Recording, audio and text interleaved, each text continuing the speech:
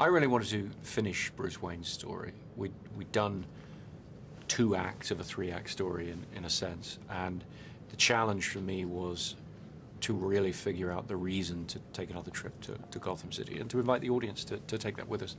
Once we'd really figured out where our story went, where it wound up, what Bruce's conclusion is in a sense, then it became something I had to do and really wanted to show to the world. And that's what we've done, and that's where we are.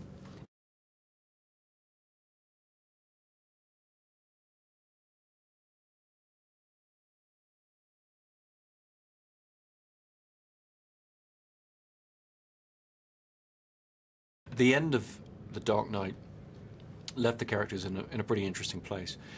I felt very strongly we're trying to make one unified story here, so it's not another episode and not another Batman episode, if you like.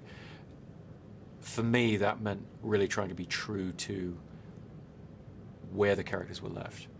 And Bruce Wayne, as Batman, has made a rather large sacrifice at the end of The Dark Knight. For that to mean something, he really has to have succeeded, in a sense, in his mission. He has to have a Gotham that, at least superficially, doesn't need Batman anymore. And that leaves him frozen, in a sense. And the 8-year period is about showing that he's retired, in a sense. He's hung up his cape and his cowl, but he hasn't been able to move on. He's stuck. And the jumping off point for the story really is, how can this person who has become disconnected, who is in a sort of self-imposed exile from society, how can he reconnect with life?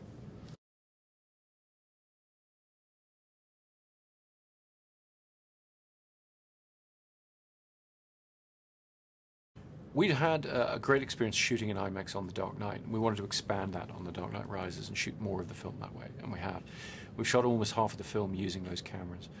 Seeing that projected on an IMAX film screen is a very unique experience, and I hope people will seek it out where it's available, because it really gives you that extra image quality, that extraordinary clarity and immersive quality that really throws you into the world of the film.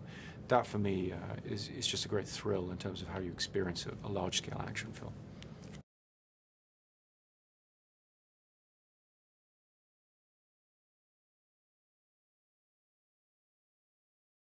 Well, there are a couple of people in the film, Marion Cotillard and Joseph Gordon-Levitt, who I'd worked with in Inception, who I really wanted to work with again because they're just incredible talents.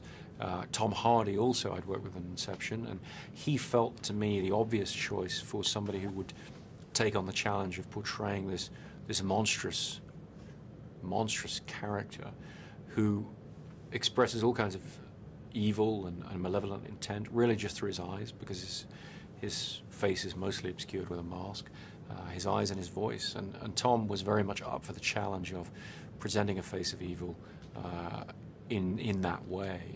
And I think what he's done is going to be very threatening to audiences in a way they're not used to seeing.